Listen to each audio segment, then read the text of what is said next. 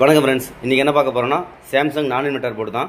இதில் கஸ்டமரோட கம்ப்ளைண்ட் என்னென்னா டெட் ஃபால்ட்டு, சுத்தமாகவே ஆன் ஆகலைன்ற மாதிரி சொல்லியிருந்தாங்க. சரி, நான் இப்போ அதை சுவிட்ச் ஆன் பண்ணி காமிக்கிறேன், என்ன கம்ப்ளைண்ட் இருக்குன்றதை பார்ப்போம்.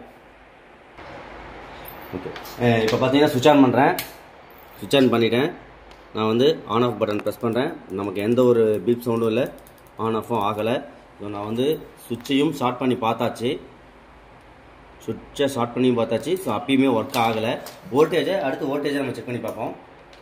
டிசியில் வச்சுருக்கேன்.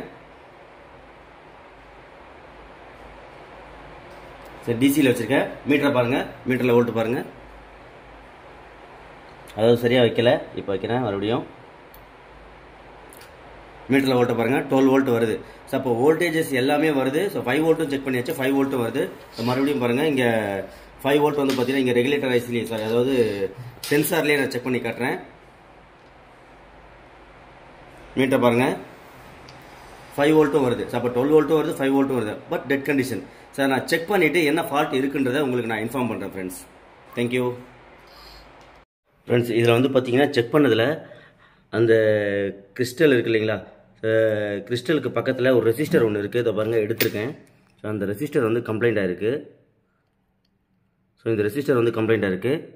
ஸோ அதை இப்போ நான் எடுத்துகிட்டு வேறு ரெசிஸ்டர் வேறு போர்டிலேருந்து எடுத்துகிட்டு நான் வைக்கிறேன். வச்சுட்டு நான் செக் பண்ணி பார்ப்போம். பார்த்தீங்க அப்படின்னா இதுதான் அந்த செக் பண்ண எடுத்த ரெசிஸ்டரு. ஸோ இப்போ நான் வேறு போர்டிலேருந்து எடுத்து நான் வச்சுட்டு செக் பண்ணி பார்ப்போம். பார்த்துட்டு நான் இன்ஃபார்ம் பண்ணுறேன். ஸோ இது பார்த்தீங்கன்னா ரெடி பண்ணியாச்சு. இப்போ அந்த ரெசிஸ்டர் போட்டதுக்கப்புறம் பார்த்தீங்கன்னா எல்லாமே ஒர்க் ஆகுது. முன்னாடி வந்து என்ன 12 வோல்ட் வந்துமே நமக்கு ஒர்க் ஆகலை. பட் என்னென்னா நமக்கு வந்து இந்த ரெசிஸ்டர் கம்ப்ளைண்ட் ஆனதுனால கிறிஸ்டல் ஆக்சிலேட்டரோட கனெக்ட் பண்ணியிருப்பாங்க. அந்த ரெசிஸ்டர் கம்ப்ளைண்ட் ஆனதுனால நமக்கு வந்து ஒர்க் ஆகாமல் இருந்தது.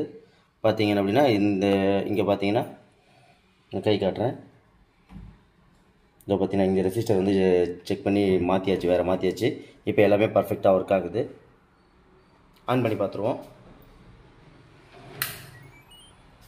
பார்த்தீங்க அப்படின்னா ஆன் பண்ண உடனே நமக்கு எல்இடி பிளிங்க் ஆக ஆரம்பிச்சிருச்சு. ஆன் ஆஃபும் ஆகுது. ஆஃப் ஆகிடுச்சு, ஆன் ஆகிடுச்சு. ஸோ ஆன் பண்ணிவிட்டேன். மோட்டார் உடனே ரொட்டேட் ஆகணும்.